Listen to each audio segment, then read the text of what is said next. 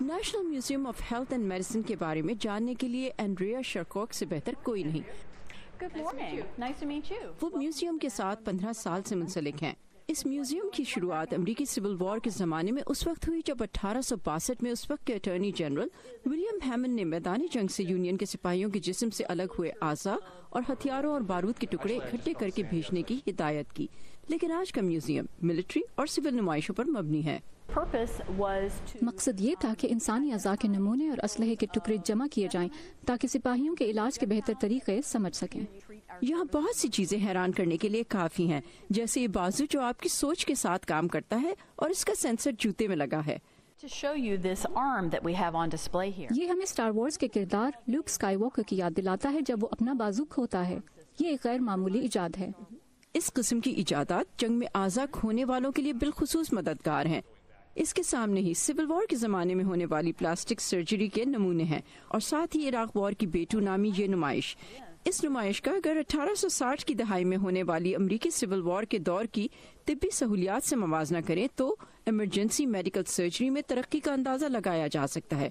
2004 سے 2007 تک علاج کے لیے آنے والوں میں سے 95% صحت یاب ہوئے. یہاں موجود مختلف ادوار میں ہونے والی جنگوں کے ایسے بہت سے کلیکشنز یہ احساس دلاتے ہیں کہ ہر زمانے کی ہر جنگ کی سب سے بڑی قیمت انسانی جانوں سے چکائی گئی. یہاں کی سب سے منفرد نمائش امریکی صدر لنکن کے سر سے نکالے جانے والی یہ گولی جو ان کی ہلاکت کا سبب بنی، جبکہ آج کی یہ نمائش انسانی دماغ کو محفوظ رکھنے کے ساتھ بلاسٹ کی صورت میں اس کے ذہن پر مرتب ہونے والے اثرات کو سمجھنے میں مددگار ہے. یہ انفرا اسکینر مرین کور نے بنایا ہے. اس سے دماغی چوٹ کو سمجھنے میں مدد ملتی ہے اور دماغ میں خون جمع ہونے کی صورت میں اس کے سینسر سے پتہ چل جاتا ہے. میوزیم کا یہ حصہ پیتھولوجی کے نمونوں کے لیے وقف ہے، جیسے یہ جڑواں بچے جن کے دل اور پھیپھڑے ایک تھے اور انہیں الگ نہیں کیا جا سکتا تھا. یہ سیاہ پھیپھڑے سگریٹ نوشی سے اندر جمع ہونے والے کاربن کے اثرات دکھاتے ہیں.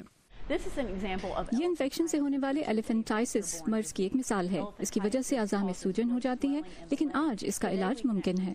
اس میوزیم میں کچھ ایسی چیزیں بھی ہیں جو احساس دلاتی ہیں کہ آج ہماری خوش قسمتی ہے کہ یہ اشیاء اب زیر استعمال نہیں. مثلا آج یہ تصور کرنا بھی مشکل ہے کہ ہڈی کی سرجری میں استعمال ہونے والی یہ آری جسے ایک ہاتھ سے چلایا جاتا تھا کتنی تکلیف دے رہی ہوگی.